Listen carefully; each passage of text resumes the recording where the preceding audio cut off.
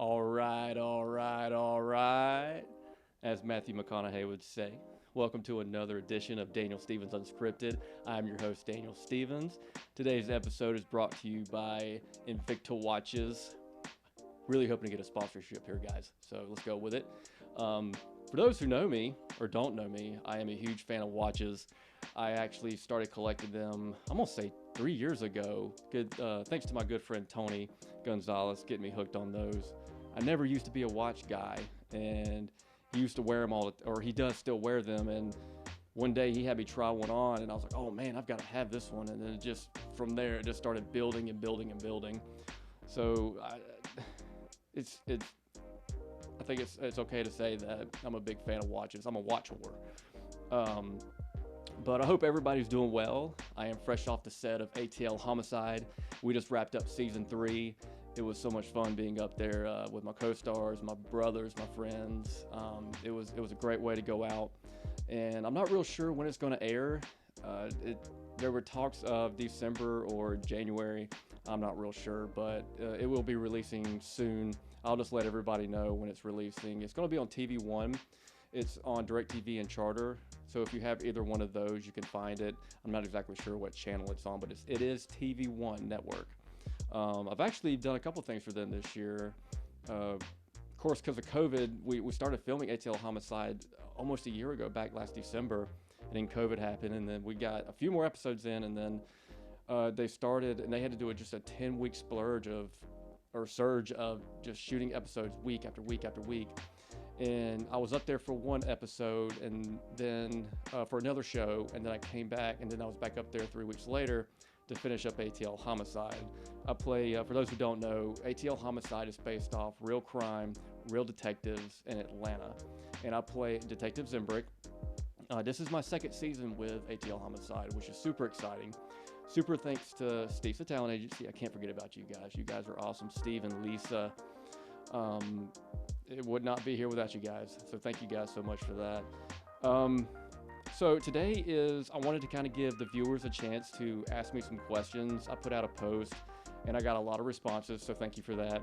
And I just kind of wanted to go through some of these and just kind of answer your questions, and hopefully I can get to everyone's. I'm actually only going to do about 5 or 6 of these. I've got a lot, but I'll save. If I don't get to your question, I'll use it for another podcast. So don't feel bad if I don't get to your question. We'll start here. So this is I was actually going to bring this up. So where can we find your book? So you can find my book on Amazon, online, or Barnes & Noble. I don't have it in stores yet. I was going to do that this year, but of course COVID kind of put things behind on schedule. And so next year for 2021, my goal is to get those books in stores, but you can get it on Amazon and Barnes & Noble online. It's called Redeemed by yours truly. And actually the book, just to kind of, this was another question, which actually had to do about the book. So I'm just going to make this a two-parter, a 2-for-1 special, if you will. So the book Redeemed is about my battles with anxiety and depression, things I went through, things I had to overcome to become a world champion. And it goes back to senior year in high school, all the way up to 2015 when I became a world champion. And I pretty much explain, I give tools, insights, there's statistics in there based off suicide, and some different signs and symptoms that you can look at when you're trying to determine if somebody has these symptoms or if they're suffering from anxiety or depression. And it's important for them to get help. Always be there for somebody who's going through those types of things. You just never know how they're actually feeling inside, because I can tell you right now, it is not the best feeling in the world. Because to this day, I still suffer from it, but I have it under control. I have different things that I do to cope and to get through it, which exercise is one. Which leads me to my next question: how often do you exercise? Real good question, because I really don't have.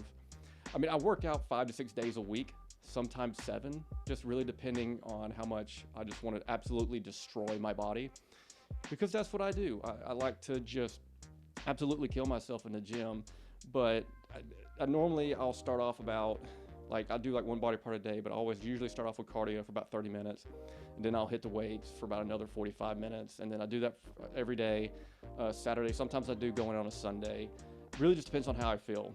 But and as far as diet goes, I usually try to eat pretty clean during the week, and I'll have like a big blowout on Saturday, well, and Sunday, and Monday, and pretty much every day of the week. But I do it in proportions. So as long as if you're doing the right things in the gym and you're staying on top of your meals, then you can kind of be lenient with how much you eat. Next question is here: who is your key motivators to go to when you're trying to get through a difficult time? So there's actually three: Steve Harvey, Eric Thomas, Les Brown. Those three are the top motivators that I listen to.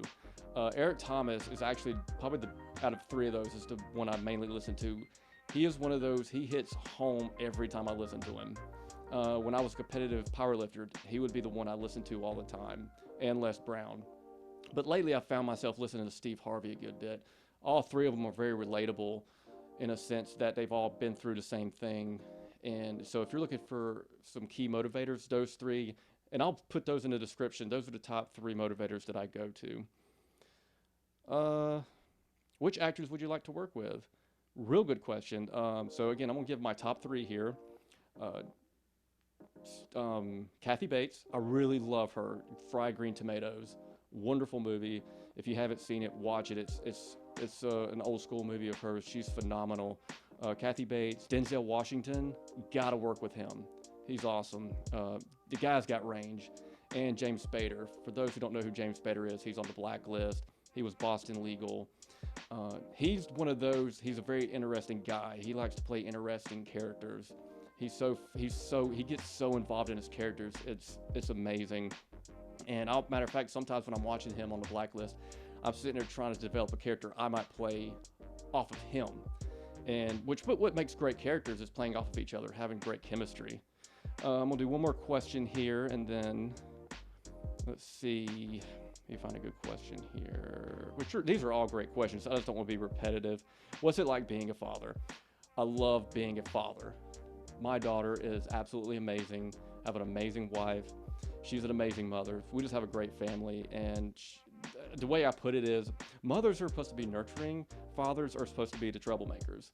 We call it the trouble, which I'm a big fan of pranks, and so my daughter will probably pick up on pranks and things like that. She's already starting to do it a little bit. She's starting to pick up on things I do to be funny and things like that. And but it's just like she's my little buddy. It's just amazing to spend time with her. We do everything with her that we can, and we want her to be involved as much as she can without forcing anything on her. We want her to be the best that she can be with who she wants to be. But she's amazing. She's my little buddy. Being able to do things for her and with her, and just educate her and bring some wisdom that I can depart her, because I'm full of it.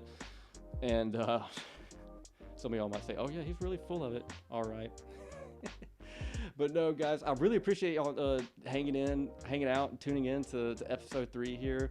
As you can tell, like the last 2 episodes were a hit. So again, thank you guys so much. And again, the only way this is going to keep succeeding is if you hit that subscribe button, like, and comment. And if there's something you want me to talk about or discuss, bring up, please comment. Let me know. I'll be happy to talk about it. Just not political. Again, this is a political-free zone, no politics. But if you have a good joke, if you have a good story you want me to tell or anything like that, I'll do that. Because again, as you can see, this is a story based, like telling my experiences and things like that, having some fun, making some jokes and all that good stuff, and just sharing experiences that I have with others as well. I interviewed Angelo and Chris Diaz these past 2 episodes, and people loved them, and it was really a lot of fun. So just be on the lookout for more interviews from inspirational people, and if I can keep you motivated, then I'm doing my job. But again, thank you so much for tuning in. Remember, hit like and subscribe, and continue supporting what you already have. And I thank you so much, guys. You have a great weekend.